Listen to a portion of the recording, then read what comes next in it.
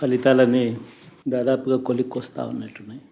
చూసిన ఫలితాలు, జరిగిన పరిస్థితులు చూస్తే నిజంగా ఆశ్చర్యంగా కూడా ఉన్నాయి. ఊహించలేదు ఇలా జరుగుతుందని, ఇలా వస్తాయని కూడా.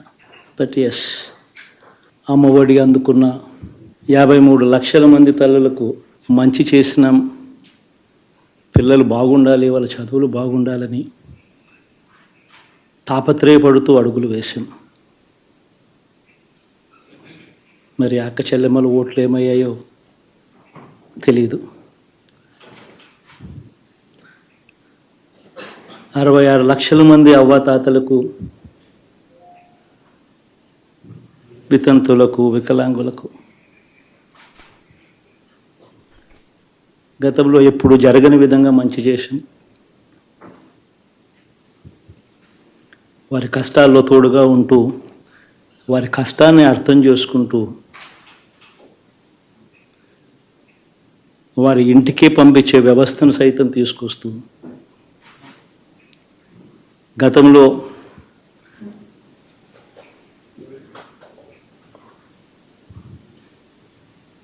మా ప్రభుత్వం అధికారంలోకి రాకమునుపు ఇస్తా ఉన్న చాలని పెన్షన్ నుంచి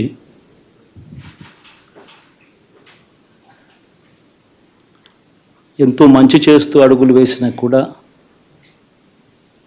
ఆ అవ్వాతాతలు చూపిన ఆప్యాయత ఏమైందో కూడా తెలియడం లేదు. దాదాపుగా 1,05,00,000 మందికి, పొదుపు సంఘాల అక్క చెల్లెమ్మలకు మంచి జరిగిస్తూ, వారి కష్టాలనే మా కష్టాలుగా భావిస్తూ,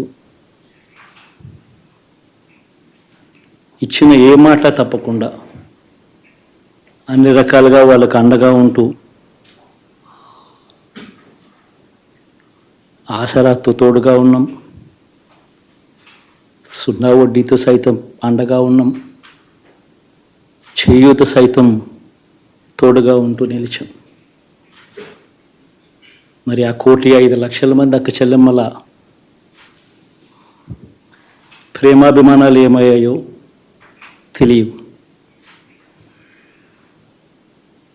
26 లక్షల మంది చేయూతను అందుకుంటున్న అక్క చెల్లెమ్మలు, వారి ఆప్యాయత ఏమైందో తెలీదు.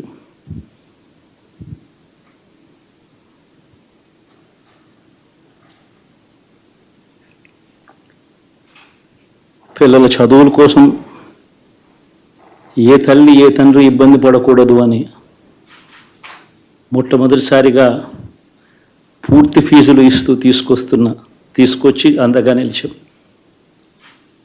చదువుల్లో ఎప్పుడూ చూడని మార్పులు తీసుకొచ్చాం. దాదాపుగా 12 లక్షలు మందికి సంవత్సరానికి మంచి జరిగిస్తూ, ఆ పిల్లలు, ఆ తల్లుల అభిమానం ఏమైందో కూడా తెలియదు.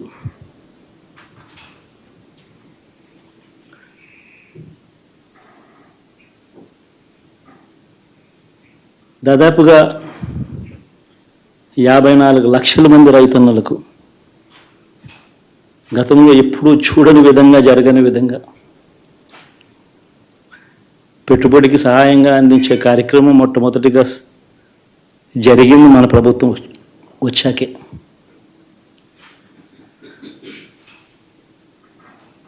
మరి అంతగా రైతన్నలకు తోడుగా ఉంటూ, రైతన్నలకు రైతు భరోసా ఇవ్వడం కానీ, సమయానికే వారికి ఇన్పుట్ సబ్సిడీ ఎప్పుడు జరగని విధంగా సీజన్ ముగిసేలోగానే ఇచ్చే కార్యక్రమం కానీ, ఉచిత ఇన్సూరెన్స్ కానీ, పగటిపూట 9 గంటలు ఇచ్చే కార్యక్రమం కానీ,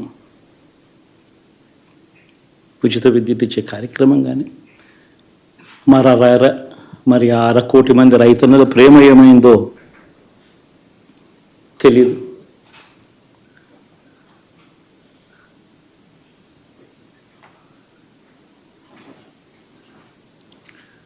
మరి ఇన్ని కోట్ల మందికి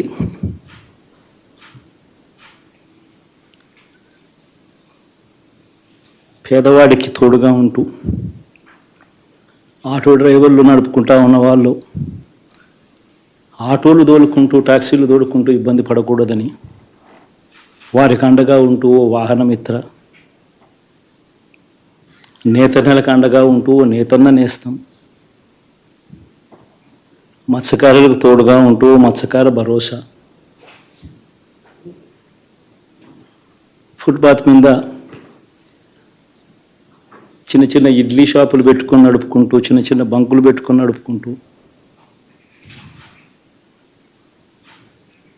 చిన్న చిన్న వ్యాపారాలు చేసుకుంటా ఉన్న వీళ్లకు, నా అక్క చెల్లెమ్మలకు, నా అన్నదమ్మలకు మంచి జరగాలని ఆరాటపడుతూ వాళ్ళకు ఒక తోడు, నా రజకులకు, నా నాయి బ్రాహ్మణులకు, నా టైలర్లకు అని అండగా ఉంటూ వారికి ఒక చేదోడు.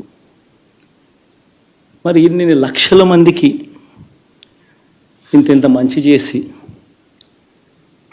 ఇన్ని కోట్ల మందికి, లక్షలు కూడా కాదు, కోట్ల మందికి మంచి జరిగించి, ఎప్పుడు జరగని విధంగా మేనిఫెస్టో అంటే ఒక చెత్తబుట్టలో పడేసే డాక్యుమెంట్ కాదు. ఒక మేనిఫెస్టో అంటే ఒక బైబిల్ అని, ఒక ఖురాన్ అని, ఒక భగవద్గీత అని మొట్టమొదటి రోజు నుంచి కూడా భావిస్తూ ఏకంగా 99% వాగ్దానాలు అమలు చేసి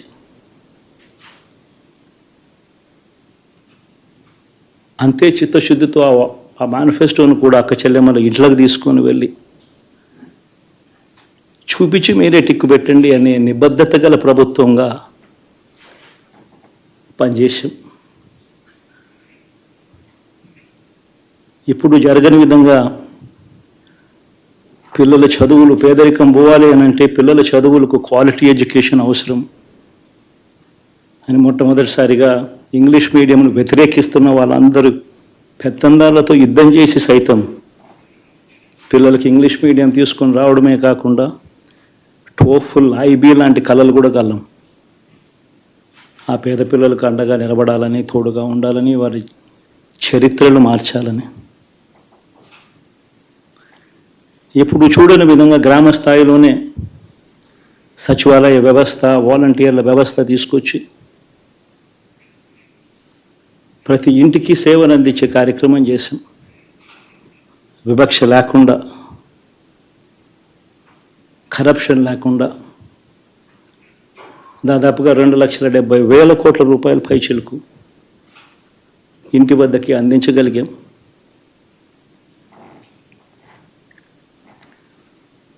ఇప్పుడు చూడని మార్పులు తీసుకురావడమే కాకుండా ఒక చదువుల రంగం అయితేనేమి, ఒక విద్యారంగం, ఒక వ్యవసాయ రంగం అయితేనేమి, ఒక వైద్య రంగం అయితేనేమి, ఏ పేదవాడు ఎప్పుడూ ఇబ్బంది పడకూడదు అని ఎప్పుడు ఊహించని విధంగా మార్పులు తీసుకొస్తూ పేదవాడికి అండగా నిలబడగలిగాం. విమెన్ ఎంపవర్మెంట్ అంటే ఇది, మహిళా సాధికారత ఇది అంటే ఇది అని ప్రపంచానికి చాటి చెప్పగలిగాం. సోషల్ జస్టిస్ అంటే, సామాజిక న్యాయం అంటే ఇది అని ప్రపంచానికి చూపించగలిగాం. మరి ఇన్ని గొప్ప మార్పులు చేసిన తర్వాత, ఇన్ని కోట్ల మందికి మంచి జరిగిన తర్వాత మరి అభిమానం ఏమైందో, ఆ ఆప్యాయత ఏమైందో తెలీదు.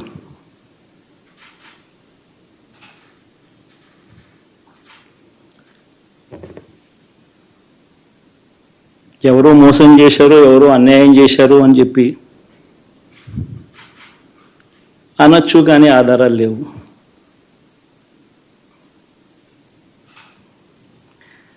ఏం జరిగిందో దేవుడికి తెలుసు. పెద్ద నేనైతే చేయగలిగింది ఏమీ లేదు. ప్రజల తీర్పు తీసుకుంటాం, కానీ మంచి చేయడానికి మాత్రం ప్రజలకు తోడుగా ఖచ్చితంగా ఉంటాం. వాయిస్ ఆఫ్ ది వాయిస్లెస్ కింద ఈ పార్టీ తాను చేయాల్సిన పని తప్పకుండా చేస్తుంది. పేదవాడికి అండగా ఉండే కార్యక్రమంలో ఎప్పుడూ కూడా పేదవాడికి తోడుగా ఉంటూ గలం విప్పుతుంది, పేదవాడికి అండగా నిలుస్తుంది. పెద్ద పెద్ద వాళ్ళ కూటమి ఇది, ఢిల్లీలో సైతం శాసించే పరిస్థితుల్లో ఉన్న కూటమి ఇది. ఆ కూటమిలో ఉన్న బీజేపీకి, ఆ కూటమిలో ఉన్న చంద్రబాబు గారికి, ఆ కూటమిలో ఉన్న పవన్ కళ్యాణ్ గారికి అందరికీ కూడా వాళ్ళ గొప్ప విజయానికి అభినందనలు.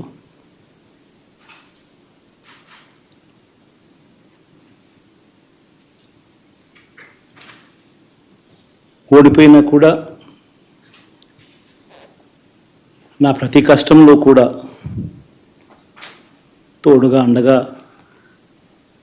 నిలబడిన నా ప్రతి నాయకుడికి, ప్రతి కార్యకర్తకు, ప్రతి వాలంటీర్కు,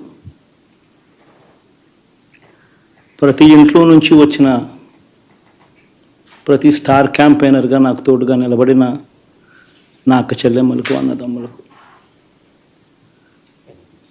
మీ అందరికీ మనస్ఫూర్తిగా మీ అందరికీ కూడా కృతజ్ఞతలు తెలియజేస్తా ఉన్నాను.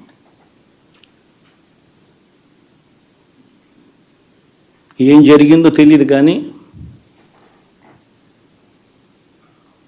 ఏమి చేసినా, ఎంత చేసినా ఇంకా 40% ఓటు బ్యాంకు మాత్రం తగ్గించలేకపోయారు.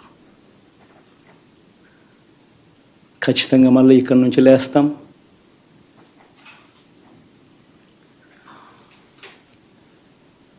మళ్ళీ ఇక్కడి నుంచి గుండె ధైర్యంతో నిలబడి మళ్ళీ లేస్తాం. ప్రతిపక్షంలో ఉండడం కొత్త కాదు, పోరాటాలు చేయడం అంతకన్నా కొత్త కాదు. నా రాజకీయ జీవితం అంతా కూడా ప్రతిపక్షంలోనే గడిపా, ఈ 5 సంవత్సరాలు తప్ప. పోరాటాలే చేశా. రాజకీయ జీవితంలో ఎవడు చూడని కష్టాలు కూడా అనుభవించా.